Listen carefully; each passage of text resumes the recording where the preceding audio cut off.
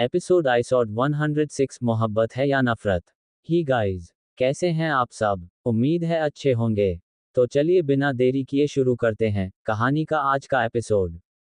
अथर्व की ऐसी प्यार भरी बातें सुनकर मन्नत का चेहरा खून की तरह लाल हो गया था।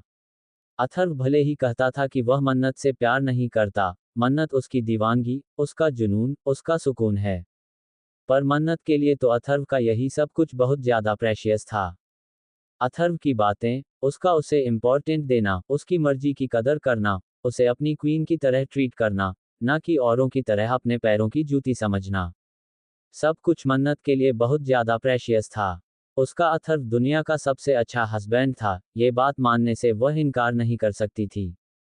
हालांकि अथर्व कभी कभी उस पर बहुत ज्यादा गुस्सा करता था, उसकी हरकतें भी काफी ज्यादा डोमिनेटिंग थीं, फिर भी अथर्व परफेक्ट भी उतना ही था।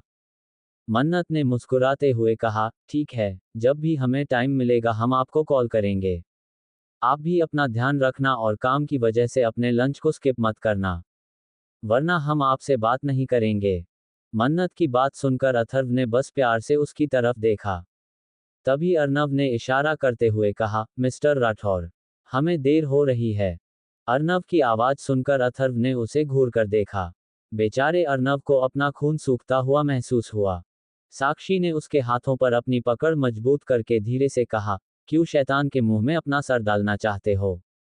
शैतान एक ही निवाले में तुम्हें निगल जाएगा। साक्षी की बात सुनकर अर्नव मन ही मन बोला, ये चुड़ैल हर वक्त मुझे डराती रहती है। पता नहीं आयुष इसे कैसे बर्दाश्त करता है। सोचते हुए अर्नव अथर्व की तरफ देखने लगा। अथर्व ने मन्नत का हाथ पकड़कर उसे मेंशन से बाहर ले जाते हुए कहा, चलो। अथर्व की बात का मतलब समझकर साक्षी और अर्नव भागते हुए उसके पीछे आ गए। अथर्व ने कार के पास आकर उन तीनों की तरफ देखते हुए कहा, मेरी जान का ध्यान रखना। साक्षी और अर्नव ने छोटे बच्चों की तरह अपना सर हिला दिया। मन्नत ने मुस्कुराते हुए कहा, हम छोटे बच्चे नहीं हैं, जो आप इन दोनों को हमारा ध्यान रखने के लिए कह रहे हैं। हम अपना ध्यान खुद रख सकते हैं, बहुत अच्छे से रख सकते हैं। आखिर हम आपकी क्वीन हैं। हमारा नाम भी मन्नत अथर्व राठौर है। मन्नत के मुंह से उसका नाम सुनकर अथर्व ने प्यार से कहा, तुम अभी बच्ची हो, तुम्हें नहीं पता सही और गलत में फर्क। अथर्व की बात सुनकर मन्नत का मुंह बन गया, पर उसने अथर्व से कुछ नहीं कहा। कुछ ही देर में अथर्व ने मन्नत को पूरी सिक्योरिटी के साथ अर्नव और साक्षी के साथ कॉलेज के लिए भेज दिया और खुद अपनी कार में बैठकर कहीं निकल गया। साक्षी की कार के अंदर अर्नव पैसेंजर सीट पर बैठा हुआ था। ड्राइवर ड्राइविंग कर रहा था और पिछली सीट पर मन्नत और साक्षी बैठी हुई थी। तभी साक्षी ने मन्नत की तरफ देखते हुए कहा, मन्नत, तेरा डेविल रोमांटिक भी है, मुझे तो आज पता चला। मुझे तो लगा था कि वह हर वक्त तुझ पर गुस्सा करता रहता है, पर आज मैंने उसकी एक अलग ही साइड देखी। वह कितना केयरिंग है यार। और उसकी वह बात दिल को छू गई। मतलब, डेविल सच में अच्छा इंसान है।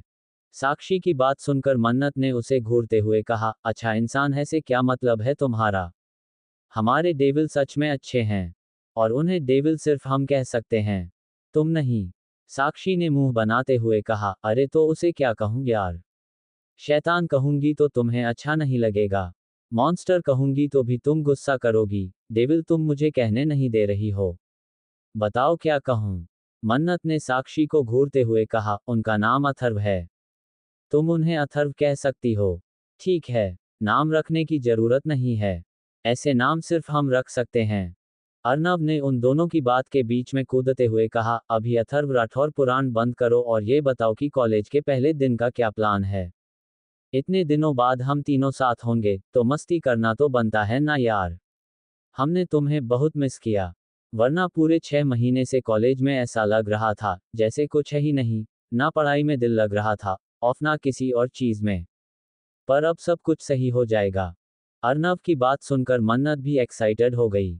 आज 6 महीने के बाद वह अपने कॉलेज को देखने वाली थी। उसने खुशी से कहा, हम क्या करेंगे ये तो कॉलेज में चलकर पता चलेगा, पर हम बहुत ज़्यादा एक्साइटेड हैं अपने कॉलेज को देखने के लिए।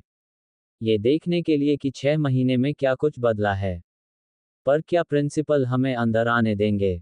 क्या वह हमें पनिशमेंट देंगे? 6 महीने तक हम बिना किसी एप्लीकेशन के कॉलेज से दूर रहे हैं। मन्नत की बात सुनकर अर्नव और साक्षी हंसने लगे। उन दोनों को हंसते हुए देखकर मन्नत कंफ्यूज होकर उन्हें देखने लगी। साक्षी ने उसके गाल खींचते हुए कहा, अरे मेरी जान, तेरा वह जंगली पति चाहे तो पूरे कॉलेज को खरीद सकता है। और रही बात प्रिंसिपल की, वह तो उसे देखते ही कांपने लगता है। वह प्रिंसिपल तुझे कुछ कहने की हिम्मत कर सकता है भला? तेरे डेविल ने पहले ही सब कुछ सेट कर दिया है, इसलिए तुझे बस कॉलेज जाना है। कोई तुझे कुछ नहीं कहने वाला, किसी की औकात ही नहीं है। साक्षी की बात सुनकर मन्नत के चेहरे पर सेटिस्फैक्शन भरी मुस्कुराहट आ गई। वह जानती थी कि उसके डेविल कुछ भी कर सकते हैं। उसने खुद से कहा, I know devil, you are amazing. हम भी एक दिन आपकी तरह अमेजिंग बन जाएंगे, ताकि दुनिया हमारी जोड़ी को परफेक्ट कपल के नाम से जान सके। उसके लिए हम बहुत मेहनत करेंगे। कहते हुए मन्नत मुस्कुराने लगी। अब तक उनकी कार कॉलेज के अंदर इंटर हो चुकी थी। अपने कॉलेज को देखकर मन्नत की आंखों में हल्की नमी आ गई। ये वही जगह थी जहां उसने बचपन से अपनी जिंदगी के कई घंटे गुजारे थे। बच्चे बचपन से लेकर बड़े होने तक जितना टाइम अपने घर पर नहीं रहते उतना टाइम अपने स्कूल और कॉलेज में रहते हैं। इसलिए उनका स्कूल और कॉलेज उनका दूसरा घर बन जाता है। मन्नत ने मुस्कुराते हुए कहा, सब कुछ बिल्कुल वैसा ही है। साक्षी ने उसके गाल पर हाथ रखते हुए कहा, मेरी जान, 6 महीने में भला क्या बदलेगा? तुम तो ऐसे बात कर रही हो जैसे तुम 60 साल बाद यहाँ पर वापस आ रही हो। मन्नत ने साक्षी की बात सुनकर मुंह बनाते हुए कहा, क्यों? तुम हमें इमोशनल नहीं होने दे रही हो? हम थोड़ा सा इमोशनल होने की ही तो कोशिश कर रहे हैं। उन दोनों की बात को इग्नोर करके अर्नव ने कार का दरवाजा खोलते हुए कहा, प्यारी बच्ची, बाहर आ जाओ, हमें कॉलेज में जाना है। अर्नव की बात सुनकर साक्षी और मन्नत भी दरवाजा खोलकर बाहर आ गईं। कैंपस के अंदर इस वक्त सारे स्टूडेंट्स मौजूद थे। जैसे ही उन्होंने मन्नत को अर्नव और साक्षी के साथ देखा, सभी लोग बातें करने लगे। मन्नत पहले ही अपनी खूबसूरती की वजह से और अपने स्टेटस की वजह से कॉलेज में फेमस थी। ऊपर से पिछले 6 महीने से उसका अचानक से कॉलेज से गायब हो जाना स्टूडेंट्स के बीच हॉट टॉपिक था। और अब उसका दोबारा कॉलेज आना, ये भी हॉट टॉपिक बन चुका था। सभी लोग उन तीनों की तरफ देखकर ही बात कर रहे थे। अर्नव ने सबकी तरफ देखते हुए मन ही मन कहा, लगता है ये सब लोग मरना चाहते हैं। क्यों शैतान की बीवी को देखकर शैतान के गुस्से को जगा रहे हैं? अर्नव ये सब सोच ही रहा था कि तभी साक्षी और मन्नत ने उसके पास आकर मुस्कुराते हुए कहा, कैंटीन चलो, कुछ खाना है। अर्नव ने उन दोनों को घूरते हुए कहा, साक्षी, तुम अपने घर से 2-4 इंसानों का खाना खाकर आए हो और मन्नत, अभी अभी तुम भी ब्रेकफास्ट करके आए हो। मन्नत ने मुंह बनाते हुए कहा, अरे वह तो हेल्दी ब्रेकफास्ट था यार। ये सोचकर कि हम कॉलेज आने वाले हैं, हमने तो पेट भर के खाया ही नहीं, क्योंकि हम कैंटीन से कुछ चीज दिखाना चाहते हैं। मन्नत की बात सुनकर साक्षी ने भी एक्साइटेड होते हुए कहा, और मैं भी कुछ खाना चाहती हूँ। और रही बात 3-4 इंसानों के खाने की, तो मैं 3 लोगों का खा सकती हूँ, 10 लोगों का खा सकती हूँ। इसमें तुम्हें क्या परेशानी है? मैंने तुम्हारे हिस्से का तो नहीं खाया। साक्षी की बात सुनकर आखिर में अर्नव ने हार मानते हुए कहा, ठीक है चलो। कुछ देर बाद तीनों कैंटीन में बैठे हुए थे। मन्नत मजे से बर्गर खा रही थी और साक्षी भी सैंडविच खा रही थी।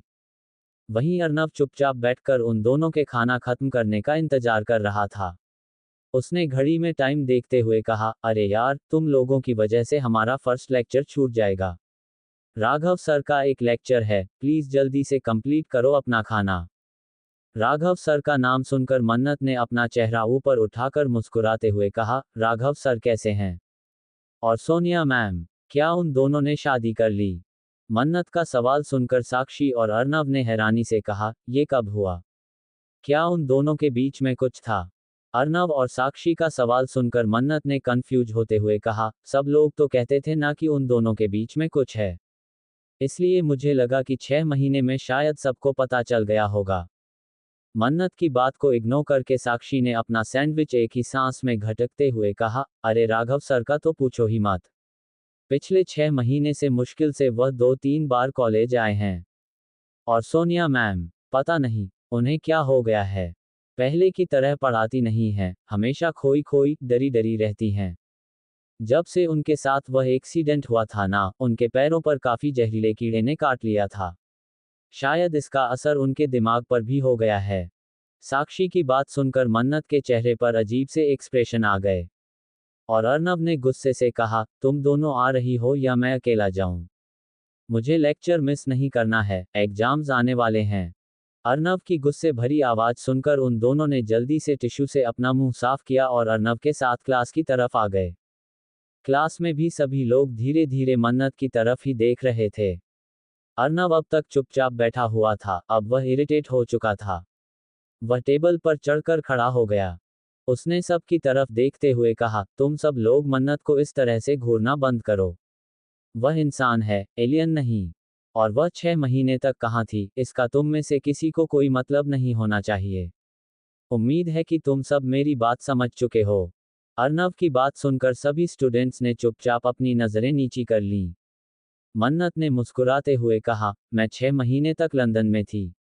एक्चुअली मेरे पापा का वहां पर कुछ इम्पोर्टेंट काम था और वह चाहते थे कि तब तक मैं वहीं पर स्टडीज करूं। इसलिए मैं 6 महीने के लिए एक्सचेंज स्टूडेंट की तरह लंदन गई थी। उम्मीद है कि आप सबको आपके सवाल का जवाब मिल गया होगा।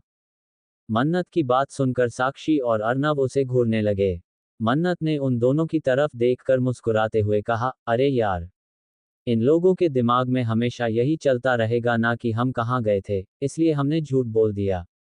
वैसे भी कौन सा किसी को हमारा झूठ पता चलने वाला है। मन्नत की बात पर उन दोनों ने बस अपना सर हिला दिया। तभी क्लास के दरवाजे पर उन्हें किसी के आने की आहट हुई। सब लोग शांति से अपनी अपनी जगह पर बैठ गए। प्रोफेसर राघव ने अंदर आते हुए कहा, गुड मॉर्निंग स्टूडेंट्स। कहते हैं उनका ध्यान मन्नत पर गया, जो साक्षी के बगल में बैठी हुई थी। उसके चेहरे पर इस वक्त एक छोटी सी मुस्कुराहट थी। मन्नत को देखकर राघव बस उसे ही देखता रह गया, वह कुछ बोल ही नहीं रहा था। अर्नव ने जब राघव को मन्नत को इस तरह से घूरते हुए देखा, उसके चेहरे पर अजीब से एक्सप्रेशन आ गए। उसने थोड़ी तेज आवाज में कहा, राघव सर। अर्नव की आवाज सुनकर राघव जैसे होश में वापस आया। उसने एक बड़ी सी मुस्कुराहट के साथ कहा, मन्नत, तुम वापस आ गई। तुम कहाँ थी पिछले 6 महीने से? तुम कॉलेज नहीं आ रही थी ना? मुझे लगा था कि शायद तुम फॉरेन पढ़ाई के लिए चली गई हो। राघव के सवाल पर मन्नत ने छोटी सी मुस्कुराहट के साथ कहा, जी सर, मैं 6 महीने के लिए एक्सचेंज स्टूडेंट के तौर पर लंदन में स्टडीज कर रही थी। अब मैं वापस आ गई हूँ। मन्नत की बातें सुनकर राघव ने खुद से कहा, इतना बड़ा झूठ क्यों बोल रही हो तुम? क्या मुझे नहीं पता कि तुम उसे का अथर्व राठौर के साथ थी? उसने तुम्हें कैद करके रखा था। पर कोई बात नहीं, अब तुम वापस आ गई हो ना। अब मैं तुम्हें खुद से कहीं दूर नहीं जाने दूंगा। मुझे नहीं पता कि मैं तुमसे नफरत करता हूं या मोहब्बत, बस इतना पता है कि मैं तुम्हें खुद से दूर नहीं जाने दूंगा। हर वक्त, हर पल मैं तुम्हें अपनी आंखों के सामने देखना चाहता हूं, चाहे इसके लिए मुझे तुम्हें कैद ही क्यों ना करना पड़े। सोचते हुए राघव दिलकश तरीके से मुस्कुराते हुए मन्नत की तरफ देख रहा था। इस वक्त वह काफी हैंडसम लग रहा था, इसलिए सभी लड़कियों का ध्यान इस पर था। वही लड़के उसे घूर रहे थे, क्योंकि वे देख पा रहे थे कि वह मन्नत को घूर रहा है। एपिसोड आइसोड 107 mission girlfriend don't you dare. Hi guys, कैसे हैं आप सब? उम्मीद है अच्छे होंगे। तो चलिए बिना देरी किए शुरू करते हैं कहानी का आज का एपिसोड। काफी देर तक जब राघव ने मन्नत पर से अपनी नजर नहीं हटाई, तो आखिर में अर्नव ने थोड़े गुस्से से कहा, सर, आई थिंक आप यहाँ पर पढ़ाने के लिए आए हैं, तो पढ़ना स्टार्ट कीजिए। अर्नव की आवाज सुनकर राघव जैसे होश में वापस आया। उसके चेहरे पर अजीब से एक्सप्रेशन थे, जैसे अर्नव का इस तरह से रोकना उसे बिल्कुल भी पसंद नहीं आया हो। पर उसने जल्दी से अपने चेहरे के एक्सप्रेशन ठीक करते हुए कहा, बिल्कुल, मैं पढ़ाने के लिए आया हूं और मैं तुम सबको पढ़ाऊंगा। आखिर तुम ही हमारे देश का फ्यूचर हो। फ्यूचर में तुम सभी अपने अपने फैमिली बिजनेस को संभालोगे या फिर नया बिजनेस स्टार्ट करोगे। इंडिया की इकोनॉमी हैंडल करोगे तुम लोग। कहते हुए राघव ने एक नज़र फिर से मन्नत की तरफ देखा और पढ़ना स्टार्ट कर दिया। मन्नत को भी आज राघव की आंखों में कुछ अजीब सा दिख रहा था, इसलिए वह काफी ज्यादा ऑकवर्ड महसूस कर रही थी। साक्षी ने घूरकर राघव की तरफ देखा और फिर मन्नत से कहा, मन्नत, इस राघव से बात मत कर। ये अजीब नजरों से तुझे देख रहा है। जितना हो सके इनसे दूर रह। और शायद तेरे वापस आने के बाद ये पहली बार पढ़ा रहा है। पिछले 6 महीने में इसने एक भी लेक्चर नहीं लिया है। साक्षी की बात सुनकर मन्नत ने कंफ्यूज होते हुए कहा, तो तू यह मुझे क्यों बता रही है? उन्होंने कहा था ना कि उनकी कोई फैमिली प्रॉब्लम थी। चल, ये सब बातें छोड़। स्टडी पर ध्यान दें। इतने दिनों तक मैं कॉलेज नहीं आ रही थी, अब मुझे सारा सिलेबस कवर करना होगा। वरना सच में मैं एग्जाम में फेल हो जाऊंगी। मन्नत की बात सुनकर साक्षी ने खुद से कहा, लगता है इसकी मौत की घड़ी निकट आ चुकी है, इसलिए शैतान की जान को घूर रहा है। ये सोचकर ही उसके होठों पर एक तिरछी मुस्कुराहट आ गई और वह भी चुपचाप स्टडीज पर ध्यान देने लगी। कुछ देर बाद राघव ने अपना लेक्चर खत्म करते हुए कहा, तो स्टूडेंट्स, आज के लिए बस इतना ही। हम बाकी का कल से कंटिन्यू करेंगे। कहते हुए राघव ने एक दिलकश मुस्कुराहट के साथ सभी की तरफ देखा और 2 पल के लिए मन्नत के चेहरे को घूरकर क्लासरूम से बाहर चला गया। लंच ब्रेक में कैंटीन में इस वक्त मन्नत, अर्नव और साक्षी बैठे हुए थे। साक्षी ने मन्नत की तरफ देखते हुए कहा, मन्नत, तेरा प्लान क्या है स्टडीज कंप्लीट करने के बाद? साक्षी के सवाल पर मन्नत ने उसकी तरफ देखते हुए कहा, बिजनेस ज्वाइन करना है, अपने पापा का साथ देना है। अब मैं उनकी इकलौती डॉटर हूं, तो फ्यूचर में सिंघानिया कॉर्पोरेशन को मैं ही संभालूंगी ना। मन्नत की बात सुनकर साक्षी ने मुस्कुराते हुए कहा, अच्छा, मुझे लगा था कि तुम राठौर कॉर्पोरेशन में काम करोगी। आखिर तुम्हारे हस्बैंड ने अपनी सारी मल्टीनेशनल कंपनी जो बनाई है। साक्षी की बात सुनकर मन्नत ने कहा, वह डेविल खुद संभाल लेंगे। मैं तो सिंघानिया कॉर्पोरेशन ही ज्वाइन करूंगी। मैं बचपन से ही सोच रही थी कि जब मैं अपनी स्टडीज कंप्लीट करूंगी, मैं अपने पापा के बिजनेस को और ऊंचाइयों पर लेकर जाने की कोशिश करूंगी। वैसे पापा ने ऑलरेडी से बहुत ऊंचाइयों पर ला कर रखा है, अब मुझे बस उसे उसकी जगह पर ही रखना है। मन्नत की बात सुनकर साक्षी मुस्कुराने लगी और अर्नव ने इरिटेट होते हुए कहा, अरे, अगर तुम दोनों की बातचीत खत्म हो गई हो, तो जरा इस अपने मासूम से दोस्त पर भी ध्यान दे दो। अर्नव की बात सुनकर मन्नत और साक्षी ने उसकी तरफ देखते हुए कहा, हम क्यों तुम पर ध्यान दें? तुम तो किसी और पर ही ध्यान देते रहते हो, और तुम चाहते हो कि हम तुम पर ध्यान दें। उन दोनों की बात सुनकर अर्नव ने छोटा सा चेहरा बनाते हुए कहा, तुम दोनों की लाइफ में तुम्हारे होने वाले लाइफ पार्टनर और तुम्हारा हो चुका लाइफ पार्टनर ऑलरेडी है। मेरे लिए भी किसी को ढूंढ दो। कब तक सिंगल घूमता रहूंगा? कुछ तो करो यार। अर्नव की बात सुनकर साक्षी ने एक डायरेक्शन में देखते हुए कहा, तुम्हारी वाली तो अपने दोस्तों के बीच में बैठी हुई है। अगर कहो, तो मैं जाकर बात करूं। सीधा तुम्हारा प्रपोज बता देती हूं उसे। साक्षी की बात सुनकर अर्नव की आंखें बड़ी बड़ी हो गई। उसने जल्दी से साक्षी के हाथ को पकड़ते हुए कहा, तुझे कुछ कहना ही गलत है। अरे यार, मुझे बस वह पसंद है। मुझे नहीं पता कि प्यार है या नहीं, बस उसे देखना अच्छा लगता है। मैं क्या करूं यार, अब मैं सिंगल नहीं रहना चाहता। मेरे आसपास सारे लोग डबल हो चुके हैं। सब एक से डबल हो चुके हैं और मैं हूं कि सिंगल घूम रहा हूं। मन्नत ने अर्नव की बात सुनकर हंसते हुए कहा, वैसे सच में वह खूबसूरत है। कहते हुए उसने एक डायरेक्शन की तरफ देखा, जहां पर एक लड़की हंसते हुए कुछ लोगों के साथ टेबल पर बैठकर बातें कर रही थी। अर्नव ने उसी डायरेक्शन में देखते हुए कहा, बहुत ज्यादा खूबसूरत है यार, जोड़ उसके वह लिप्स कितने टेस्टी दिखते हैं ना। कितने सॉफ्ट होंगे। अर्नव की बात सुनकर मन्नत और साक्षी ने एक साथ कहा, ठरकी आदमी। उन दोनों की बात सुनकर अर्नव ने छोटी आंखों से उन्हें देखते हुए कहा, खुद से पूछो कि तुम्हारे पति और तुम्हारे बॉयफ्रेंड से ज्यादा ठरकी कोई हो सकता है क्या? जब भी आती हो, तुम दोनों की होठ सुजे हुए होते हैं। मेरी गर्लफ्रेंड नहीं है, तो क्या? मुझे पता नहीं होता कि तुम्हारे होठों की यह हालत कौन करता है। अर्नव की बात सुनकर मन्नत का चेहरा टमाटर की तरह लाल हो गया। यही हाल साक्षी का भी था। उन दोनों ने बात को बदलते हुए कहा, बकवास बंद करो और बताओ, क्या तुम्हें सच में श्रेया पसंद है? अर्नव ने मुस्कुराते हुए कहा, फिलहाल तो कॉलेज में मुझे वही पसंद है। उसकी स्माइल बहुत प्यारी है। इनफैक्ट, वह बहुत प्यारी है। बस कभी बात नहीं की उससे यार। मन्नत ने हंसते हुए कहा, तो क्या हुआ? अब कर लेंगे। वैसे भी तुम इतने हैंडसम हो कि वह तुम्हें एक्सेप्ट कर ही लेगी। पहले पता करना होगा कि कहीं उसके सारे फ्रेंड्स में से कोई उसका बॉयफ्रेंड नहीं है। क्योंकि अगर बॉयफ्रेंड है, तो फिर मैटर ही क्लोज। तुम अपने देवदास दिल के साथ उसे भूल जाना। मन्नत की बात सुनकर अर्नव ने कहा, अरे यार, पहले ही इस तरह से डिमोटिवेट मत करो। एक बार पता तो कर लो। अगर वह सच में सिंगल हुई, तो कम से कम चांस तो है कि मैं उसे अपनी गर्लफ्रेंड बना लूं। साक्षी ने कुछ सोचते हुए कहा, उसके दिल की बात जानने के लिए मेरे पास एक प्लान है। कहते हुए साक्षी अपनी जगह से उठकर खड़ी हो गई। साक्षी का प्लान सुनकर मन्नत और अर्नव ने उसे घूरते हुए कहा, तुम्हारा दिमाग हमेशा उल्टा ही क्यों चलता है? साक्षी ने अदा से अपने बालों को कान के पीछे करते हुए कहा, वह क्या है ना, सीधे दिमाग वाले कोई काम ठीक से नहीं कर पाते, इसलिए उल्टे दिमाग वालों को उनकी मदद करनी पड़ती है। अब तुम दोनों बस मेरा इंतजार करो। मैं अभी पता करके आती हूँ कि उसका बॉयफ्रेंड है या नहीं। कहते हुए साक्षी उस टेबल की तरफ अपने कदम बढ़ाने लगी। मन्नत और अर्नव ने एक दूसरे की तरफ देखा और अपना सर हिला दिया। साक्षी ने उन सब के टेबल के पास आकर मुस्कुराते हुए कहा, हेलो एवरीवन। साक्षी की आवाज सुनकर टेबल पर बैठे 3 लड़के और 2 लड़कियां उसकी तरफ देखने लगे। पांचों कंफ्यूज नजर आ रहे थे। तभी साक्षी ने उन सभी लड़कों की तरफ देखते हुए कहा, एक्चुअली मुझे आज क्लब में पार्टी के लिए जाना है। उसके लिए मुझे एक पार्टनर चाहिए। क्या तुम तीनों में से कोई मेरा पार्टनर बन सकता है? साक्षी की बात सुनकर वो तीनों लड़के हैरानी से एक दूसरे की तरफ देखने लगे।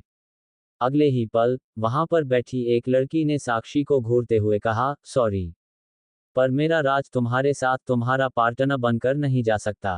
कहते हुए उसने एक लड़के का हाथ पकड़ लिया। साक्षी ने बचे हुए दोनों लड़कों की तरफ देखते हुए कहा, तुम दोनों में से कोई चलो। तुम दोनों तो सिंगल हो ना? साक्षी के इतना कहते ही बगल में बैठी लड़की श्रेया ने मुस्कुराते हुए कहा, तुम इन दोनों को लेकर जाओ। वैसे भी बेचारे दिन भर गर्लफ्रेंड गर्लफ्रेंड कहते रहते हैं। श्रेया की बात सुनकर साक्षी की आंखें चमकने लगीं। वहीं उन दोनों ने एक साथ घूरकर श्रेया की तरफ देखा और फिर एक दूसरे की तरफ, जैसे कह रहे हों कि मैं जाऊंगा। साक्षी ने उन दोनों के चेहरे के एक्सप्रेशन देखते हुए कहा, मुझे ऐसा क्यों लग रहा है कि तुम दोनों लड़ाई करने वाले हो? देखो, अगर नहीं आना चाहते तो कोई बात नहीं, मैं किसी और को ढूंढ लूंगी। इस तरह से मेरी वजह से एक दूसरे के साथ लड़ाई मत करो। कहते हुए साक्षी वहां से चली गई। उन दोनों ने एक दूसरे की तरफ देखकर गुस्से से कहा, इतनी खूबसूरत लड़की ऐसे चली गई। श्रेया और दूसरी लड़की ने हंसते हुए कहा, राहुल, रोहन, तुम दोनों ऐसे क्यों बर्ताव कर रहे हो, जैसे सच में वह तुम्हें प्रपोज करने के लिए आई थी। वह बस क्लब में चलने के लिए पार्टनर बनाने के लिए आई थी। तुम दोनों ने जल्दी रिप्लाई नहीं दिया, तो अब वह नया पार्टनर ढूंढ लेगी। तुम दोनों का बैड लक। ये सुनकर राहुल और रोहन ने मुंह बनाकर उन दोनों की तरफ देखा और उदास चेहरा बनाकर लंच करने लगे। साक्षी एटीट्यूड से चलती हुई टेबल के पास वापस आ गई। उसने मन्नत और अर्नव की तरफ देखते हुए कहा, रास्ता क्लियर है, बंदी सिंगल है। साक्षी की बात सुनते ही अर्नव खुशी से उछलकर उसके ऊपर कूद गया। वह खुशी की वजह से इतनी जोर से चिल्लाया था कि पूरी कैंटीन के लोग उसे घूर घूर कर देखने लगे। श्रेया के बेंच पर सभी लोगों ने भी उनकी तरफ देखा। श्रेया ने हंसते हुए कहा, मुझे लगता है कि यह साक्षी ने अर्नव को अपना पार्टनर बनाया होगा, इसलिए वह इतना खुश हो रहा है। वैसे भी साक्षी बहुत खूबसूरत है। कहते हुए श्रेया अर्नव को देखने लगी। तभी उसकी फ्रेंड वैष्णवी ने उसकी तरफ देखते हुए कहा, आई नो कि वह बहुत हैंडसम है, पर उसे ऐसे मत देखो, वरना उसे पता चल जाएगा कि तुम छुप छुप कर उसे देखती रहती हो। वैष्णवी की बात सुनकर श्रेया ने जल्दी से अपना चेहरा सेट करते हुए कहा, बकवास बंद करो, मैं उसे नहीं देख रही हूं। साक्षी ने गुस्से से अर्नव को खुद से दूर करते हुए कहा, अरे, ऐसे चिपको मत। क्या मेरी कमर तोड़ना चाहते हो? इतनी अच्छी न्यूज़ सुनाई है और तुम हो कि मेरा नुकसान करने पर तुले हुए हो। साक्षी की बात सुनकर अर्नव ने उसके गाल पर किस करते हुए कहा, साक्षी, तू कितनी अच्छी है। तू मेरी प्यारी, सबसे दुलारी, सबसे अच्छी दोस्त है। तुझसे अच्छा दुनिया में कोई हो ही नहीं सकता। अर्नव की बात सुनकर साक्षी ने इरिटेट होते हुए कहा, ठीक है, ठीक है। मैंने बस ये बताया है कि वह सिंगल है। अब तुझे सोचना है कि तुझे उसे पटाना कैसे है। साक्षी की बात सुनकर अर्नव ने क्यूट सा फेस बनाते हुए कहा, जब मेरे पास तुम दोनों हो, तो मुझे कौन सी टेंशन है। तुम दोनों मदद करोगी मेरी? मन्नत और साक्षी ने एक साथ कहा, बिल्कुल भी नहीं। वह दोनों बात कर ही रहे थे कि मन्नत का मोबाइल रिंग करने लगा। मन्नत ने जल्दी से देखा तो यह अथर्व का नंबर था। मन्नत ने अपने निचले होंठ को काटा और कॉल उठाते हुए कैंटीन से बाहर चली गई। उसे इस तरह से जाते हुए देखकर साक्षी ने कहा, देख, उसका शैतान पति काम में होने के बाद भी उसे कॉल करना नहीं भूलता। ऐसे ही तुझे लड़कियों को इम्प्रेस करना है। अगर हो सके तो उस शैतान से टिप मांग ले। वैसे वह टिप क्या ही देगा। किसी को इम्प्रेस करना तो उसे आता नहीं। उसने तो मन्नत से भी जबरदस्ती शादी की थी। दूसरी तरफ मन्नत बाहर आकर धीरे से बोली, हेलो डेविल। दूसरी तरफ से अथर्व ने ठंडी आवाज में कहा, शायद तुम कॉलेज जाकर भूल गई थी कि तुम्हें किसी को कॉल भी करना था। तुम्हें कुछ याद आया? मन्नत अथर्व की आवाज सुनकर डरते हुए बोली, सॉरी डेविल, वह हम लंच कर रहे थे। अथर्व ने मन्नत के जवाब को सुनकर नॉर्मल लहजे में कहा, ठीक है, तो तुम करो लंच। मैं कॉल कट कर रहा हूँ। मन्नत ने जल्दी से कहा, नहीं, नहीं, अभी हमारा लंच हुआ है। आप कॉल मत कट कीजिए। कहते हुए मन्नत चुप हो गई। दूसरी तरफ से अथर्व ने कहा, क्या तुमने मुझे याद किया? मन्नत ने मुस्कुराते हुए कहा, बहुत ज्यादा। अथर्व ने मदहोशी भरी आवाज में कहा, क्या तुमने मेरे होठों को याद किया? मन्नत ने शर्माते हुए कहा, आप बहुत ज्यादा बेशर्म हैं। कहते हुए मन्नत कैंटीन के बाहर कॉरिडोर में चक्कर लगा रही थी। उसके होठों पर इस वक्त एक प्यारी सी मुस्कुराहट थी। तभी अचानक से किसी ने उसे कंधों से पकड़कर अपने करीब खींच लिया। मन्नत दर्द में बोली, कौन है? कहते हुए मन्नत पलट कर देखा तो सामने खड़े इंसान को देखकर उसने चिल्लाते हुए कहा, आपकी हिम्मत कैसे हुई हमें छूने की? आज के लिए बस इतना ही। कैसा लगा आज का एपिसोड कमेंट बॉक्स में जरूर बताना और अपने ओपिनियन जरूर शेयर करना। उम्मीद है कि आपको कहानी पसंद आ रही होगी। कहानी के आने वाले एपिसोड में क्या होगा जानने के लिए बने रहिए मेरे साथ। तब तक के लिए बाय बाय। एपिसोड आइसोड 108, मन्नत I love you accident. He guys, कैसे हैं आप सब? उम्मीद है अच्छे होंगे। तो चलिए बिना देरी किए शुरू करते हैं कहानी का आज का एपिसोड। मन्नत की बात सुनकर उसके सामने खड़े राघव ने मुस्कुराते हुए कहा, क्या हुआ मन्नत? इस तरह से गुस्सा क्यों कर रही हो? मन्नत ने गुस्से से उसके दोनों हाथों को अपने कंधे से हटाते हुए कहा, सर, आप इस तरह से हमें टच क्यों कर रहे हैं?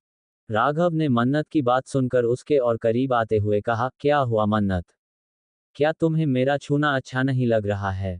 राघव की बात सुनकर मन्नत की आंखें हैरानी से बड़ी हो गईं। राघव की बातें सुनकर मन्नत को उसकी इरादों पर अजीब सा शक हो रहा था। मन्नत ने गुस्से से कहा, बकवास बंद कीजिए। कैसी बातें कर रहे हैं आप? अगली बार से इस तरह से हमें टच करने की हिम्मत भी मत कीजिएगा। सर, हमें पढ़ाए और हमसे दूर रहिए, वरना जिसे नाजुक समझ रहे हैं उसे हाथ तोड़ना भी अच्छे से आता है। मन्नत की बातें सुनकर राघव ने मन्नत के हाथ को अपने हाथ में लेते हुए कहा, मन्नत, प्लीज ऐसी बातें मत करो। मैं तो तुमसे बात करने के लिए आया था। पिछले 6 महीने से जब तुम कॉलेज नहीं आ रही थी तो तुम सोच नहीं सकती कि मुझे कितनी अजीब सी फीलिंग्स आ रही थी। मैं नहीं जानता कि यह क्या है, क्यों है, कैसे है, पर मुझे तुम पसंद आ गई हो। आई डोंट नो ये प्यार है या नहीं। राघव की बात सुनकर मन्नत ने गुस्से से कहा, दूर रहिए मुझसे सर, दूर रहिए। अगली बार से ऐसी घटिया बातें मेरे सामने कहने के बारे में सोचना भी मत। मन्नत की बात सुनकर राघव ने इरिटेट होकर मन्नत को कमर से पकड़कर अपने करीब खींचते हुए कहा, घटिया बातें नहीं हैं, प्यार करता हूं तुमसे। प्यार का इजहार कर रहा हूं और प्यार करना गुनाह नहीं है मन्नत। हर किसी को प्यार करने का हक होता है, और मुझे भी है। और मैंने तुमसे प्यार किया नहीं है, बल्कि हो गया है। प्यार पर किसी का जोर नहीं होता। तुम समझ क्यों नहीं रही हो? जरा देखो मेरे चेहरे को। क्या तुम्हें मेरे चेहरे पर अपने लिए प्यार नजर नहीं आ रहा है? मेरी आंखों को देखो। राघव की ऐसी पागलों जैसी बातें सुनकर मन्नत को अब गुस्सा भी आ रहा था और उससे डर भी लग रहा था। उसने एक झटके से राघव को खुद से दूर धक्का देते हुए कहा, बकवास बंद कीजिए, और अगली बार से अपने घटिया हाथ से हमें छूने की या फिर अपनी घटिया जबान से हमसे बात करने की हिम्मत मत कीजिएगा। कहते हुए मन्नत घबराते हुए क्लासरूम की तरफ भाग गई। इस बीच में ये भूल ही गई थी कि वह अथर्व से बात कर रही थी। वहीं दूसरी तरफ अथर्व, जो कि अपने केबिन में बैठा हुआ था, कॉल पर हुई सारी बातें सुन चुका था। इस वक्त वह किसी नरक के देवता से कम नहीं लग रहा था। उसकी आंखें खून की तरह लाल हो गई थीं। उसे देखकर ऐसा लग रहा था जैसे वह सब कुछ तबाह करने के लिए तैयार हो। अथर्व ने टेबल पर रखा हुआ सामान जमीन पर गिरते हुए कहा, बहुत शौक है ना मेरी बीवी, मेरी जान, मेरी मन्नत को प्रपोज करने का। जिस मुंह से तूने उसे आई लव यू कहने की हिम्मत की है, उसकी ऐसी हालत करूंगा कि बोलने के लायक नहीं रहेगा। जिन आंखों से तूने मेरी मन्नत को देखा है, वो देखने के लायक नहीं रहेंगी। जिन हाथों से तूने मेरी मदद को छुआ है, वो हाथ किसी काम के नहीं रहेंगे। जिन पैरों से चलता हुआ तू मेरी मन्नत के पास आया है, उन्हें इतने टुकड़ों में तोड़ूंगा कि तू जिंदा भी नहीं पाएगा। कहते हुए अथर्व अपनी जगह से उठकर खड़ा हो गया। अथर्व ने गुस्से से कॉल कट किया और किसी का नंबर डायल करते हुए कहा, दी गेम बिगिंस नाउ। कहते हुए अथर्व ने कॉल कट किया और अजीब तरह से मुस्कुराने लगा। वहीं क्लासरूम में जाकर मन्नत बेंच पर बैठकर गहरी गहरी सांस लेने लगी। उसे ये सब कुछ सपना लग रहा था। उसे हमेशा से राघव पर क्रश था, पर प्यार दूर दूर तक नहीं था। उसे Raghav as a student mentor पसंद था, क्योंकि वह हमेशा से ही उसे सही और गलत का फर्क बताता रहा। मन्नत ने गहरी गहरी सांस लेते हुए कहा, नहीं, राघव सर इतने घटिया कैसे हो सकते हैं? क्या ये सब कुछ सपना था? नहीं, ये सच था। ओ माय गॉड, कितने घटिया हैं राघव। उन्होंने हमें टच कैसे किया? कहते हुए मन्नत अपने कंधों को अपनी ड्रेस के ऊपर से ही रगड़ने लगी। उसे बिल्कुल भी बर्दाश्त नहीं था कि उसके डेविल, उसके दोस्तों के अलावा कोई उसे हाथ लगाए। मन्नत बचपन से ही काफी ज्यादा सेंसिटिव थी। वह हल्के से टच से भी घबरा जाती थी। उसे हमेशा से ही आदित्य, दिव्या, अथर्व ने प्रोटेक्ट करके रखा था। वहीं कैंटीन में मन्नत के वापस आने का इंतजार करते करते काफी देर होने के बाद अर्नव और साक्षी दोनों क्लासरूम में आ गए। वहां पर मन्नत चुपचाप अपना सर टेबल पर टिकाकर बैठी हुई थी, जिसे देखकर साक्षी ने परेशानी भरी आवाज में कहा, तुझे क्या हुआ? तू तो कॉल पर बात करने के लिए गई थी ना, फिर अचानक से यहाँ पर कैसे आ गई? हम कितना परेशान हो रहे थे। साक्षी की बात सुनकर मन्नत ने अपना चेहरा ऊपर उठाकर साक्षी की तरफ देखा। मन्नत का चेहरा देखकर साक्षी ने घबराते हुए कहा, क्या हुआ? क्यों रो रही है तू? साक्षी की बात सुनकर मन्नत बस उसकी तरफ देखते रही, वह कुछ भी नहीं बोल पा रही थी। अर्नव ने भी घबराते हुए कहा, मन्नत, क्या हुआ है? कुछ तो बताओ। मन्नत ने रोते हुए कहा, वह राघव सर, वह बहुत घटिया हैं, उन्होंने मेरा हाथ। कहते हुए मन्नत चुप हो गई। मन्नत की बात को सुनकर साक्षी और अर्नव ने हैरानी से कहा, क्या किया उसने? कहते हुए दोनों के चेहरे पर गुस्सा नजर आने लगा। मन्नत ने गुस्से से कहा, हम डेविल के साथ बात कर रहे थे, तभी पीछे से अचानक से वह आगे आए और उन्होंने हमें अपने पास खींच लिया। हमने उन्हें खुद से दूर करने की कोशिश की, तो वह बकवास करने लगे कि वह हमसे प्यार करते हैं, और कह रहे थे कि हम नहीं थे, तो उन्हें अच्छा नहीं लग रहा था। उन्हें सुकून नहीं मिल रहा था। पता नहीं क्या क्या बोल रहे थे। हमने उन्हें खुद से दूर रहने के लिए कहा, तो वह हमारे और करीब आकर हमसे कहने लगे कि क्या हमें उनकी आंखों में अपने लिए प्यार नजर नहीं आता? हमें गुस्सा आ रहा है, वह ऐसा कैसे कर सकते हैं? मन्नत की बात सुनकर अर्नव ने गुस्से से कहा, लगता है राघव जोशी को सबक सीखने का शौक है। क्या वह जानता नहीं है कि तुम सिंघानिया परिवार की बेटी हो?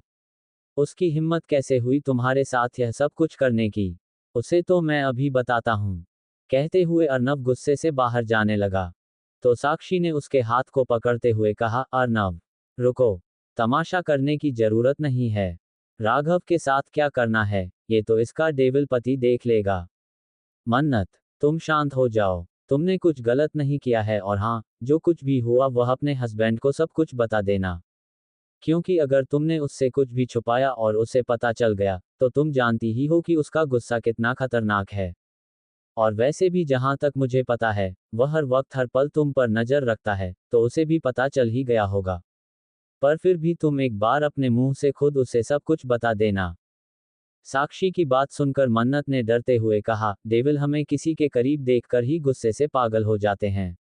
अगर उन्हें ये पता चल गया, तो कहीं वह राघव की जान ना ले लें। मन्नत की घबराहट देखकर अर्नव ने उसे समझाते हुए कहा, मन्नत, तुझे फिलहाल ये सब कुछ नहीं सोचना है। तुम्हें बस ये सोचना है कि अगर तुम्हारे और अथर्व के बीच में गलतफहमी क्रिएट हो गई, तो तुम उसे दूर कैसे करोगी? उन दोनों की बात सुनकर मन्नत ने अपना सर हिलाते हुए कहा, ठीक है, हम घर जाने के बाद डेविल को सब कुछ खुद बता देंगे। मन्नत की हाँ सुनकर अर्नव और साक्षी के चेहरे पर मुस्कुराहट आ गई। कुछ ही देर बाद लेक्चर दोबारा स्टार्ट हो गए थे। इस बार राघव ना तो क्लास में आया, ना मन्नत को दोबारा नजर आया। शाम को कॉलेज छूटने के बाद मन्नत अर्नव और साक्षी के साथ पार्किंग में खड़ी थी। साक्षी ने मन्नत की तरफ देखा और दूर खड़ी एक गाड़ी की तरफ देखते हुए कहा, तेरा किंग तेरा इंतजार कर रहा है। चली जा मेरी जान। मन्नत ने एक नज़र उन दोनों की तरफ देखकर डरते हुए कहा, हमें सच में उन्हें सब कुछ बताना है। अर्नव और साक्षी ने एक साथ कहा, तो हमने तुझे झूठ में कुछ बताने के लिए नहीं कहा है। तुझे सच में ही उसे सब कुछ बताना है। वैसे जहां तक मैंने उसे समझा है, मुझे लगता है कि उसे पहले ही इस बारे में पता चल गया होगा। पर फिर भी तुझे अपनी तरफ से उसे बताना चाहिए। एक रिश्ते की सबसे मजबूत नींव होती है भरोसा। अगर भरोसा टूट गया तो नींव हिल जाती है। मन्नत ने अपना सर हिलाया और रोड की दूसरी तरफ पार्क की तरफ अपने कदम बढ़ाने लगी। अर्नव और साक्षी ने एक दूसरे की तरफ देखा और वह भी अपनी कार में बैठकर वहां से निकल गए। मन्नत अभी रोड क्रॉस करके दूसरी तरफ जा ही रही थी कि अचानक से पीछे से किसी ने आवाज देते हुए कहा, मन्नत। मन्नत जो कि रोड के बीच में थी, अचानक से घबराकर पीछे पलट गई। उसके पीछे राघव खड़ा था। राघव को देखकर मन्नत के पसीने छूटने लगे। उसने पलटकर कार की तरफ देखा जहां पर अथर्व था। उसने खुद से कहा, कहीं डेविल को गलतफहमी ना हो जाए। सोचते हुए मन्नत घबराने लगी। इस वक्त वह ये भूल ही गई थी कि वह रोड के बीच में खड़ी है। मन्नत कुछ समझ पाती इससे पहले ही उसे हॉर्न की आवाज सुनाई दी। मन्नत ने घबराकर पलटकर देखा तो रोड की एक तरफ से एक बड़ा सा ट्रक उसी की तरफ आ रहा था। ट्रक को अपने सामने देखकर मन्नत का दिमाग जैसे काम करना बंद कर चुका था। मन्नत ने खुद से कहा, नहीं, कहते हुए वहां से जाने लगी। तभी उसे दूसरी तरफ से कार के हॉर्न की आवाज सुनाई दी। मन्नत ने देखा तो कुछ दूरी पर कार भी उसी की तरफ आ रही थी। मन्नत घबराते हुए भागने की कोशिश करने लगी, पर वह इतनी ज्यादा घबराई हुई थी कि उसके पैर उसका साथ नहीं दे रहे थे। दौड़ते हुए ही मन्नत सड़क के बीच में गिर गई। अथर्व, जो कि कार में मन्नत का इंतजार करते हुए बैठा हुआ था, जैसे ही उसने ये देखा, वह दरवाजा खोलकर तेज कदमों से दौड़ता हुआ मन्नत की तरफ आने लगा। दूसरी तरफ राघव, जो कि मन्नत को आवाज दे रहा था, उसने जैसे ही मन्नत को इस तरह से रोड के बीच में गिरे हुए देखा, वह भी दौड़ता हुआ मन्नत की तरफ जाने लगा। मन्नत डरी हुई नजरों से एक तरफ से आ रहे ट्रक और दूसरी तरफ से आ रही कार को देख रही थी। उसने रोते हुए कहा, हे भगवान जी, हमें बचा लो, हमें मरना नहीं है, हमें हमारे डेविल के साथ जीना है, हमें उनके साथ बच्चे पैदा करने हैं, हमें उनके साथ एंजॉय करना है, प्लीज भगवान जी, हमें बचा लो। कहते हुए मन्नत जैसे तैसे उठकर खड़ी हो गई। कुछ ही दूर चली थी कि तब तक ट्रक उसके पास आ चुका था। मन्नत की सांसें तेज हो गई थीं। उसने घबराते हुए कहा, नहीं। इसी के साथ वहां पर एक जोरदार चीख गूंज गई, नहीं। अथर्व, जो कि कुछ दूरी पर था, उसने चिल्लाते हुए कहा, मन्नत। कहते हुए अथर्व के चेहरे पर दर्द नजर आने लगा। वहीं दूसरी तरफ राघव इस वक्त अपने नीचे बेहोश पड़ी लड़की को देख रहा था। ट्रक मन्नत को छूने ही वाला था। इससे पहले ही राघव, जो कि मन्नत के काफी करीब था, उसने मन्नत को अपनी बाहों में खींच लिया था। दोनों रोड की दूसरी तरफ गिरे और इसी के साथ मन्नत का सिर रोड से टकरा गई थी, जिस वजह से वह इस वक्त बेहोश हो गई थी। राघव ने घबराते हुए कहा, जान, क्या हुआ तुम्हें? अपनी आंखें खोलो। कहते हुए राघव मन्नत के चेहरे पर हाथ फेरकर उसे उठाने की कोशिश करने लगा। ट्रक वहां से जा चुका था। अथर्व, जो कि अब तक अपनी जगह पर मूर्ति की तरह खड़ा था, वह दौड़ता हुआ वहीं पर आ गया जहां पर मन्नत थोड़ी देर पहले खड़ी थी। उसका ध्यान रोड के कोना पर गया, जहां पर राघव मन्नत के गालों पर हाथ फेरकर उसे उठाने की कोशिश कर रहा था। अथर्व तेज कदमों से चलता हुआ उसके पास आ गया। उसने झटके से राघव को कॉलर से पकड़कर साइड में धक्का देते हुए कहा, मेरी वाइफ को हाथ कैसे लगाया? कहते हुए अथर्व ने मन्नत की तरफ देखा, जो बेहोश होकर रोड पर पड़ी थी। आज के लिए बस इतना ही। कैसा लगा आज का एपिसोड कमेंट बॉक्स में जरूर बताना। एपिसोड एपिसोड 109, अथर्व का पागलपन। ही गाइस, कैसे हैं आप सब? उम्मीद है अच्छे होंगे। तो चलिए बिना देरी किए शुरू करते हैं कहानी का आज का एपिसोड। अथर्व इस वक्त काफी ज्यादा घबराया हुआ था। दुनिया में अगर उसे कोई चीज इफेक्ट करती थी तो वह सिर्फ उसका परिवार और मन्नत। मन्नत उसके लिए उसकी पूरी जिंदगी थी। अथर्व ने मन्नत के गालों पर हाथ रखते हुए कहा, स्वीट हार्ट, अपनी आंखें खोलो। अथर्व ने जैसे ही मन्नत को उठाने की कोशिश की, उसे अपने हाथों पर कुछ गीला महसूस हुआ। उसने देखा कि मन्नत की कर के पिछले हिस्से से खून निकल रहा था। उसने चिल्लाते हुए कहा, मन्नत। कहते हुए उसने जल्दी से मन्नत को अपनी गोद में उठा लिया। इस वक्त वह काफी ज्यादा घबराया हुआ लग रहा था। अथर्व मन्नत को लेकर कार की तरफ दौड़ा। वहीं अथर्व के धक्का देने की वजह से राघव रोड के साइड में गिरा हुआ था। उसने गुस्से से घूरकर अथर्व की तरफ देखते हुए कहा, मैं तुम्हें अपनी जान को लेकर नहीं जाने दूंगा। वह मेरी है। कहते हुए राघव अपनी जगह से उठकर खड़ा हुआ। जब तक वह अथर्व की कार के पास जा पाता, अथर्व मन्नत को लेकर वहां से निकल चुका था। वही कार में अथर्व मन्नत को अपनी बाहों में मजबूती से भर के बैठा हुआ था। उसकी आंखें बेहद डरावनी लग रही थीं। अथर्व ने मन्नत पर अपनी पकड़ मजबूत करते हुए कहा, जिस किसी ने तुम्हारी यह हालत की है, उसकी मैं हालत इतनी खराब करूंगा कि वह मौत की दुआ मांगेगा, पर उसे मौत नसीब नहीं होगी। मन्नत। कहते हुए अथर्व की पकड़ मन्नत पर मजबूत हो गई। आधे घंटे के बाद अथर्व मन्नत को लेकर अस्पताल पहुंच चुका था। अंदर डॉक्टर मन्नत का इलाज कर रहे थे और अथर्व इस रूम के कोने में खड़ा होकर डॉक्टर को अपनी पैनी नजरों से घूर रहा था। डॉक्टर उसे बाहर जाने के लिए भी नहीं कह सकते थे, क्योंकि वह इतने डरावने तरीके से देख रहा था कि अगर डॉक्टर बाहर जाने के लिए कहते तो कहीं वह डॉक्टर को ही शूट कर देता। काफी देर तक मन्नत का इलाज करने के बाद डॉक्टर ने घबराते हुए कहा, ज्यादा प्रॉब्लम नहीं है, बस सर पर हल्की चोट है और शायद घबराहट की वजह से बेहोश हो गई है। हमने इंजेक्शन दे दिया है, इन्हें कुछ देर बाद होश आ जाएगा। डॉक्टर की बात सुनकर अथर्व ने कुछ नहीं कहा। उसका ध्यान एक पल के लिए भी मन्नत के चेहरे से नहीं हटा। ऐसा लग रहा था जैसे यहाँ पर मन्नत के अलावा कोई और मौजूद ही न हो। सभी फीमेल डॉक्टर और नर्स अथर्व की हैंडसम पर्सनैलिटी को देखकर उसे अट्रैक्ट हो रही थीं। वह चाहती थी कि अथर्व बस एक नज़र उन्हें देखे, पर अथर्व की नज़रें तो मन्नत के अलावा किसी पर जा ही नहीं रही थीं। कुछ देर बाद सभी डॉक्टर और नर्स वार्ड से बाहर जा चुकी थीं। अथर्व धीमे कदमों से चलता हुआ बेड के पास मन्नत के सामने बैठ गया। उसने मन्नत के हाथ को अपने हाथ में लेते हुए कहा, सिर्फ एक दिन में तुमने खुद की ये हालत कर ली। अब मैं तुम्हें खुद से दूर नहीं जाने दूंगा, बिल्कुल नहीं जाने दूंगा। कहते हुए अथर्व ने झुककर मन्नत की हथेली को चूम लिया। काफी देर तक वह इस तरह से वहां पर बैठा रहा जैसे मन्नत को देखने के अलावा उसके पास दूसरा कोई काम ही न हो। तभी साइड टेबल पर रखा हुआ उसका मोबाइल बजने लगा।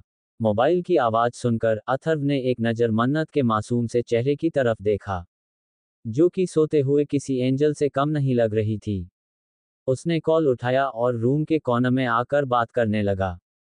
दूसरी तरफ से किसी ने कुछ कहा जिसे सुनकर अथर्व ने गुस्से से कहा, अगर वह इंडिया आ चुका है तो इसके बारे में तुम लोगों ने मुझे बताया क्यों नहीं?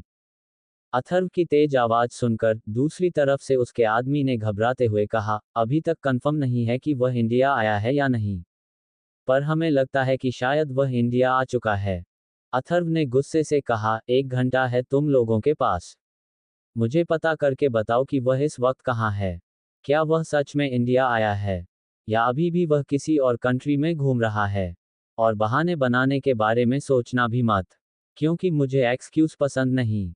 इतना कहकर अथर्व ने कॉल कट कर दिया और पलटकर मन्नत के पास आकर बैठ गया। कुछ ही देर में उसने महसूस किया कि मन्नत की उंगलियां हिल रही हैं। अथर्व ने अभी भी रिएक्ट नहीं किया और उसी तरह से बैठा रहा। तभी मन्नत ने धीरे से अपनी आंखें खोलते हुए कहा, हम कहाँ हैं और हमारा सर इतना दर्द क्यों कर रहा है?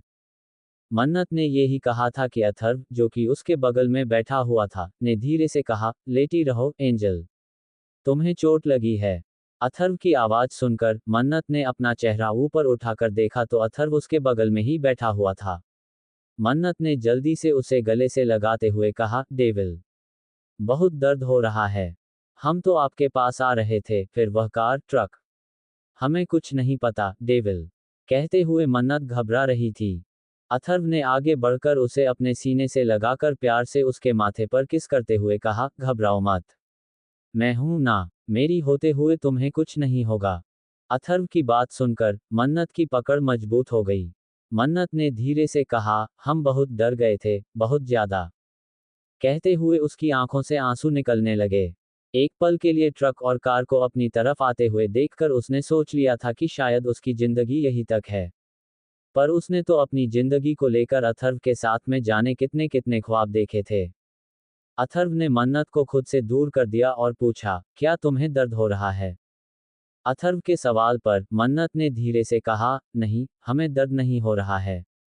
अथर्व ने मन्नत के चेहरे की तरफ देखा। उसके चेहरे पर एक छोटी सी मुस्कुराहट थी। अथर्व ने प्यार से कहा, ठीक है, हम घर जा रहे हैं। मन्नत ने हैरानी से कहा, क्या डॉक्टर ने मुझे डिस्चार्ज दे दिया? मन्नत के सवाल पर अथर्व ने उसे अपनी गोद में उठाते हुए कहा, मुझे डॉक्टर की इजाजत की कोई जरूरत नहीं है। कहते हुए अथर्व मन्नत को लेकर वार्ड से बाहर आ गया। डॉक्टर उसे देखकर हैरान थे। वो कुछ कहना चाहते थे पर उनकी हिम्मत नहीं हो रही थी। तभी अथर्व ने डॉक्टर को घूरते हुए कहा, तुम सब लोग मेरे मेंशन आकर मेरी मन्नत का इलाज करोगे। कहते हुए अथर्व वहां से चला गया। बेचारे डॉक्टर बस अपना सर हिलाकर रह गए। कुछ देर बाद अथर्व मन्नत को लेकर मेंशन पहुंच चुका था। मन्नत अभी भी उसकी गोद में ही थी। उसके सिर के पीछे ज्यादा गहरी चोट नहीं थी, पर फिर भी अथर्व मन्नत को जमीन पर प्यार से नहीं रखना चाहता था। मन्नत मुस्कुराते हुए ये ट्रीटमेंट एंजॉय कर रही थी। वैसे तो अथर्व बेफिजूल में भी उसे अपनी गोद में लेकर घूमता रहता था, पर मन्नत को अथर्व का ये नेचर जब वह केयरिंग हो जाता था तो उसे बहुत ज्यादा पसंद था। अथर्व ने मन्नत को रूम में लाकर बेड पर लिटाते हुए कहा, तुम आराम करो, मुझे बहुत जरूरी काम है, मैं बाहर जा रहा हूँ। अथर्व की बात सुनकर मन्नत ने उसके हाथ को पकड़ते हुए कहा, क्या आप अभी बाहर जा रहे हैं? निराशा की तरफ देखकर अथर्व ने हल्के से उसके लिप्स पर किस करते हुए कहा, जल्दी वापस आऊंगा। तब तक तुम अपना ध्यान रखना, उछल कूद मत करना, मस्ती मत करना। कुछ देर बाद डॉक्टर आ जाएंगे, उन्हें उनका काम करने देना। और अगर कोई तुम्हें परेशान करे तो मुझे बताना। अथर्व की बात सुनकर मन्नत ने हंसते हुए कहा, क्या सच में कोई आपके होते हुए मुझे परेशान करने की हिम्मत कर सकता है? किसको अपनी जिंदगी से प्यार नहीं है? मन्नत की बात पर अथर्व ने कुछ नहीं कहा। उसने एक नज़र फिर से मन्नत की तरफ देखा और तेज कदमों से वहां से बाहर चला गया। अथर्व के जाते ही मन्नत के चेहरे की मुस्कुराहट पल भर में गायब हो गई और उसके चेहरे पर डर नजर आने लगा। वह जानती थी कि अथर्व जरूर उस इंसान को दुनिया से दूर करने के लिए जा रहा होगा जिसकी वजह से उसकी यह हालत हुई थी। पर अब मन्नत ने डिसाइड कर लिया था कि वह अथर्व को कुछ नहीं रोकेगी, क्योंकि उसे यकीन था कि अथर्व बेफिजूल में किसी के साथ कोई गलत नहीं करता और वह अपनी स्टुपिडिटी की वजह से अथर्व को खोना नहीं चाहती थी। आखिर में ये सब सोचते सोचते मन्नत का सर दुखने लगा और वह अपनी आंखें बंद करके बेड पर लेट गई। दूसरी तरफ एक अंधेरे कमरे में किसी की दर्दनाक चीखें गूंज रही थीं। अथर्व ने अंदर कदम रखा। एक आदमी को पैरों से लटकाया गया था और उसे बार बार नीचे एक टैंकर में डाला जा रहा था। वह आदमी तेल में लथपथ चिल्ला रहा था। उसके पूरे चेहरे पर खून के निशान नजर आ रहे थे। उसकी बॉडी पर एक भी कपड़ा नहीं था। अथर्व ने सर्द नजरों से उसकी तरफ देखते हुए कहा, दूसरा कहाँ है? अथर्व की बात पर बॉडीगार्ड ने एक दिशा में इशारा किया, जहां पर एक आदमी को बर्फ की सिली पर लिटाकर उसे जमीन पर पक्का जा रहा था। अथर्व ने टेढ़ी तरीके से मुस्कुराते हुए कहा, टॉर्चर को थोड़ा इंक्रीज करो। इतनी आसानी से इन लोगों को मौत नहीं मिलनी चाहिए। अथर्व की बात सुनकर उसके आदमियों ने अपना सर हिलाया। अथर्व ने देखा कि वह आदमी जिसे टैंकर में डाला जा रहा था, उसके पूरे चेहरे पर नोचने के निशान थे।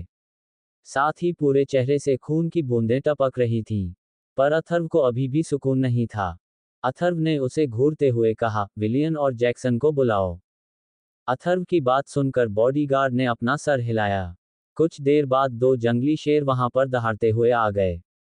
उन्हें देखकर बॉडीगार्ड्स की भी हालत खराब हो गई। अथर्व ने उन दोनों की तरफ देखते हुए कहा, योर न्यू टारगेट। कहते हुए उसने लटके हुए आदमी की तरफ इशारा किया। अथर्व के एक आदमी ने उस आदमी के पैरों में बंधी हुई रस्सी को खंजर मारकर काट दिया। अगले ही पल वह आदमी मुंह के बल जमीन पर गिर गया। उसके नीचे गिरते ही दोनों जंगली शेर उसके ऊपर कूद गए और उसे चीर फाड़ कर खाने लगे। कुछ ही देर में उस आदमी की चीखें बंद हो चुकी थीं और आसपास सिर्फ खून फैला हुआ था। वह दोनों जंगली शेर उसकी बॉडी को नोच नोच कर खा रहे थे। अथर्व सेटिस्फैक्शन भरी मुस्कुराहट के साथ उसे देख रहा था।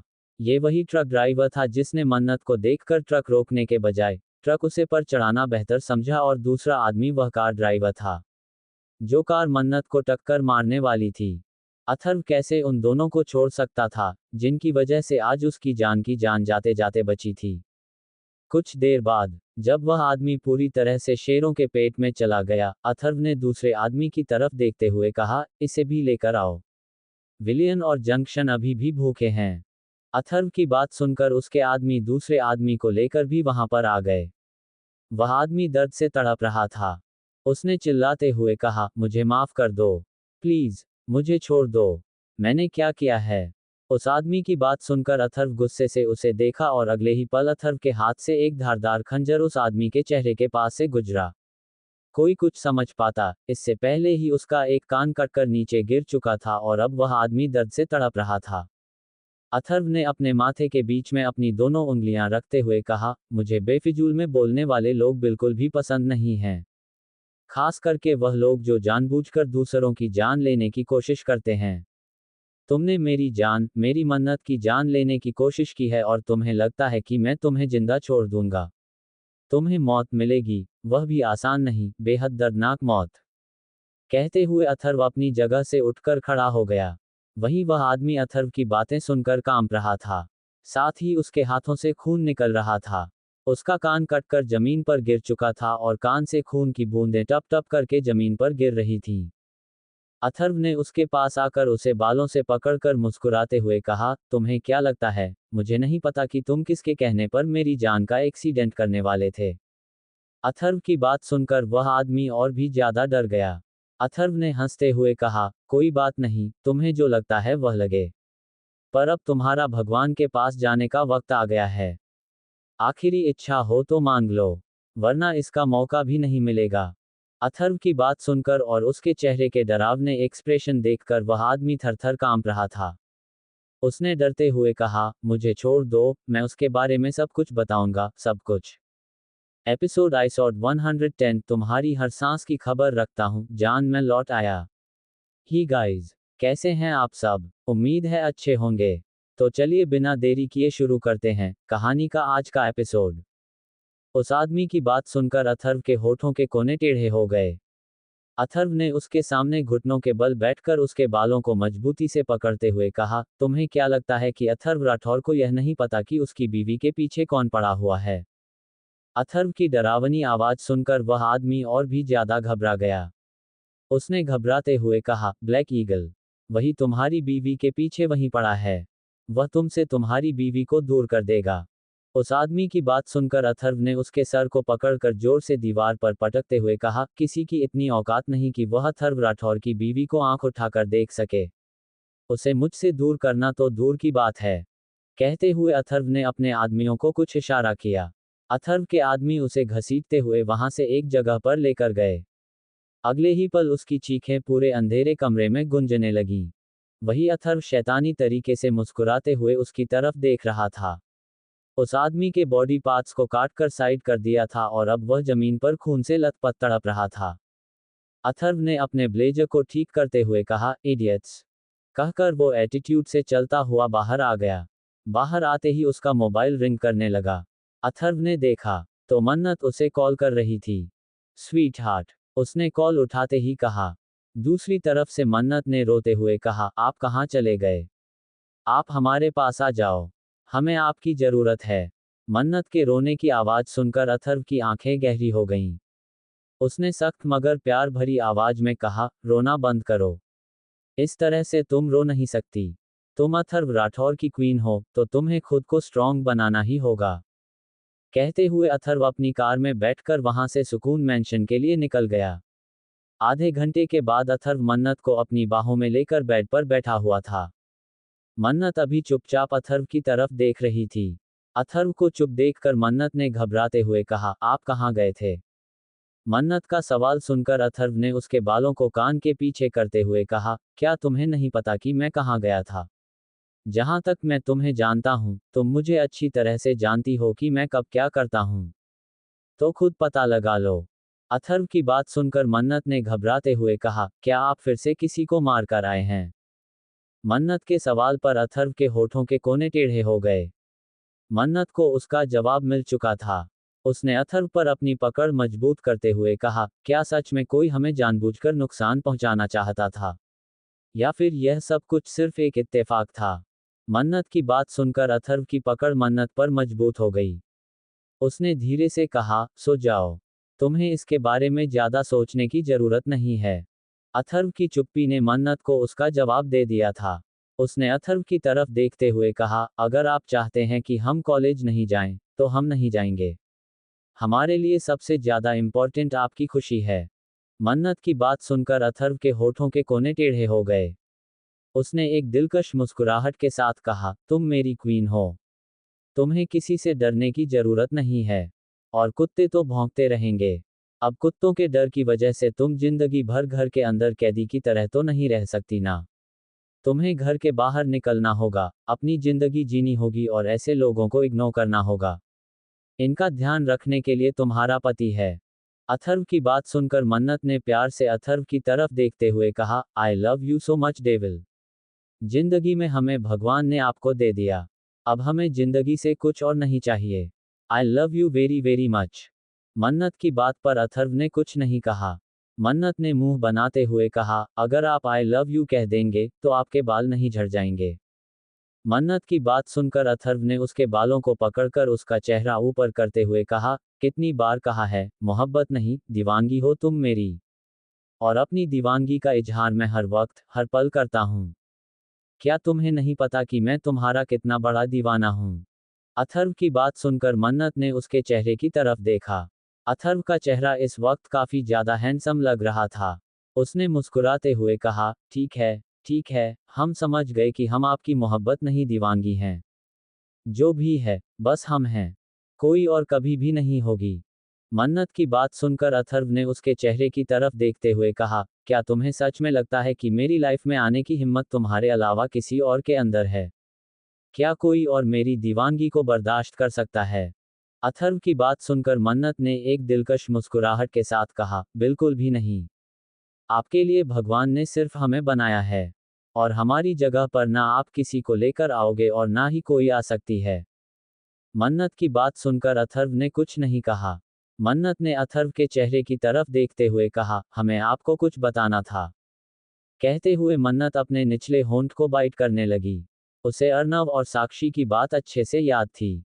उन दोनों ने उसे कहा था कि जो कुछ भी आज राघव ने कहा, वह सारी बातें मन्नत खुद अपने मुंह से अथर्व को बता दे। पर मन्नत को ये सब कुछ बताने में डर लग रहा था। मन्नत के चेहरे पर डर देखकर अथर्व ने मुस्कुराते हुए कहा, क्यों डर लग रहा है? मन्नत ने जल्दी से अपना चेहरा ऊपर उठाते हुए कहा, वह एक्चुअली हमारे प्रोफेसर राघव। मन्नत ने इतना कहा ही था कि अथर्व ने आगे बढ़कर उसके होठों पर अपने होंठ रखते हुए कहा, तुम्हें कुछ भी बताने की जरूरत नहीं है। मैं हर वक्त, हर पल तुम्हारे पास रहता हूँ। तुम्हारे साथ कब क्या हो रहा है, यह मुझे तुमसे पहले पता चल जाता है। अथर्व की बात सुनकर मन्नत की आंखें हैरानी से बड़ी हो गईं। उसे साक्षी की बात याद आ गई, वैसे तो तुझे कुछ बताने की जरूरत नहीं होगी, पर फिर भी तू बता देना। वरना उसका गुस्सा तुझ पर निकलेगा। मन्नत ने खुद से कहा, डेविल को हमारे बारे में सब कुछ कैसे पता चल जाता है? जबकि सारे बॉडीगार्ड्स तो बाहर रहते हैं। मन्नत के दिमाग में यही सब कुछ घूम रहा था। अथर्व ने जब देखा कि मन्नत उसकी किस का रिस्पांस देने की जगह पर किसी और सच में खोई हुई है, उसने मन्नत के लिप्स पर बाइट करते हुए कहा, जब मैं तुम्हारे पास, तुम्हारे सामने रहूं, तो तुम्हें किसी और के बारे में, किसी और ख्याल के बारे में सोचने की इजाजत नहीं है। तुम्हें सिर्फ मेरे बारे में सोचना है, मन्नत। अथर्व की बात सुनकर मन्नत ने अथर्व की तरफ देखकर मुंह बनाते हुए कहा, आप बहुत ज्यादा बुरे हो। हमें सोने दो। अथर्व को अपने सीने से लगाते हुए कहा, कब तक ऐसे मुझे खुद से दूर करोगी मन्नत? एक दिन तुम खुद मुझे अपने करीब आने के लिए कहोगी। कहते हुए अथर्व ने हल्के से मन्नत के होठों को चूम लिया और उसे अपने सीने से लगाकर लेट गया। दूसरी तरफ सिंघानिया मैंशन में दिव्या और आदित्य एक दूसरे की बाहों में सुकून से सो रहे थे। तभी प्यास लगने की वजह से दिव्या उठकर बैठ गई। उसने अंगड़ाई लेकर आदित्य की तरफ देखा, जो कि इस वक्त सुकून से सोया हुआ था। आदित्य को देखकर दिव्या के चेहरे पर छोटी सी मुस्कुराहट आ गई। उसने साइड टेबल से पानी का गिलास उठाकर पानी पी लिया और दोबारा लेटने को ही हुई थी, तभी उसका ध्यान साइड टेबल पर रखे हुए अपने मोबाइल पर गया, जो कि साइलेंट होने की वजह से शोर नहीं कर रहा था, पर उसकी स्क्रीन चमक रही थी। दिव्या ने हाथ बढ़ाकर देखा, तो इस वक्त उसके मोबाइल पर किसी अननोन नंबर से कॉल आ रहा था।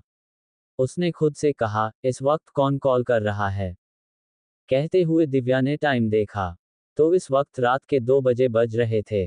दिव्या के चेहरे पर अजीब से एक्सप्रेशन आ गए। उसने एक नज़र सो रहे आदित्य की तरफ देखा और कॉल उठाकर बालकनी में आ गई। उसने धीरे से कहा, हेलो, कौन? दिव्या की आवाज़ सुनकर दूसरी तरफ से काफ़ी देर तक किसी ने कुछ नहीं कहा।